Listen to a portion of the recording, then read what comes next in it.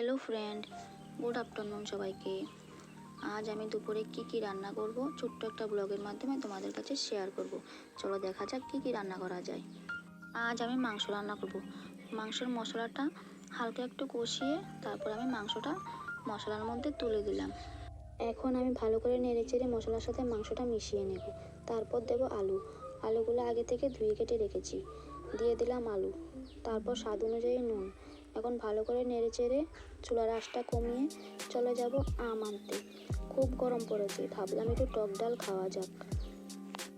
দেখো খুব ছোট আম গাছটা, আমি হাতে দুটো আম পেড়ে নেব। দুটো আম দিয়ে আমার হয়ে যাবে। দেখো আমি দুটো আম পেড়ে নিলাম। এখন কেটে ধুয়ে নেব। দেখো এখানে আমার কড়াইতে তেল গরম হয়ে গেল। তেলে শুকনো লঙ্কা, পাঁচফোড়ন দিয়ে দিলাম। তারপর কেটে রাখা আমগুলো হালকা ভেজে নেব। একটু ভেজে নিলে ডালের মধ্যে আমটা তাড়াতাড়ি সিদ্ধ হয়ে যায়। এখানে হালকা একটু ভেজে নেব আমটা। এখানে আমার ডালটা আগে থেকে সিদ্ধ করে রেখেছি, এখন ডালটা দিয়ে দেব। ডালটা দিয়ে দিলাম। এদিকে আমার মাংসটা কষানো হয়ে গেল।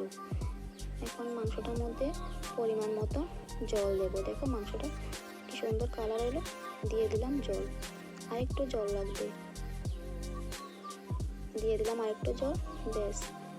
ওইদিকে আমার ডালটা হয়ে গেল। এখন বাটিতে ডালটা নামিয়ে নেব।